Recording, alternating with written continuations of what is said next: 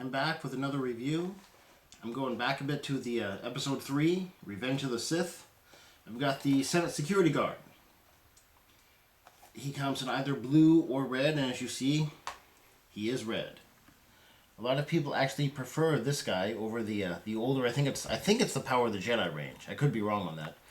Over the older figure that has actually a hard plastic cape, although that one does come with the right force pike. This guy doesn't come with a force pike. He actually comes with 2 guns. One is really tiny. It's very similar to a, you can even see it here. It's very similar to a biker scout pistol. And he does actually have a holster for that, under his cape here. Right here, if you can see it. Yeah, I'm reluctant to move his cape after the Leia incident. I did rip her dress slightly. I know I've got a lot of slack for that, but I'm reluctant to remove any of the soft goods from any of my figures now. He also comes with this gun. This is his main gun, guard the Senate with. And as I said, a lot of people prefer this guy to the older one. Maybe if you do have the older figures and you like this guy, you can just switch out the force pikes.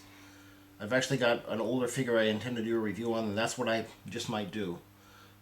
He isn't very articulate, but Crimson Guards are just supposed to stand there. But I know in the expanded universe they have a lot of martial arts and so forth, unique to their class. But all you see them do in the movie is basically stand there. His helmet is non-removable. Let's see. He has no articulation at the ankles either. He does have swivel wrists, swivel waist, and swivel hips, and ball hinge knees. 4 articulation points. And he does have one of the best stands I've ever seen for a Star Wars figure. It actually looks like it could connect to some other stands. It's very big. I did have some trouble getting him on here. He's a bit top heavy if you want to hold him up. So you've got to place his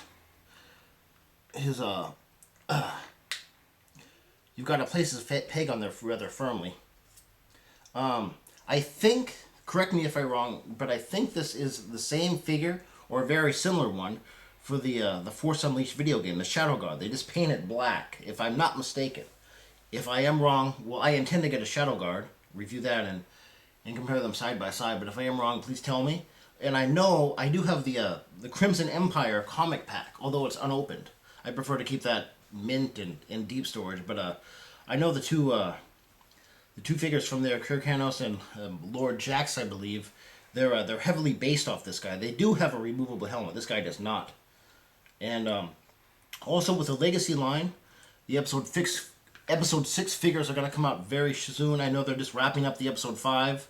I'm wrapping that up in my reviews. Of course, I've got to get like the Emperor to do put U3PO together. But the episode 6, and there's a rumor this guy may come out again. So that's why I'm kind of holding off getting some more of these guys, maybe for a arrival of the Emperor seen on board the Death Star.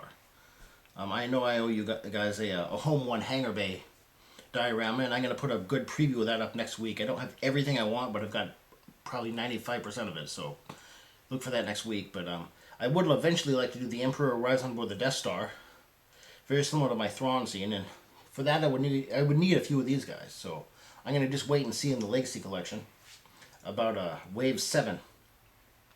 So overall, because this guy is not that articulate, but he does come with some cool stuff. I like his stand a lot, and as I said, some figures just don't have that much movement in the movie, so, why make him really articulate in the first place? I'm going to give him a 7.75 overall.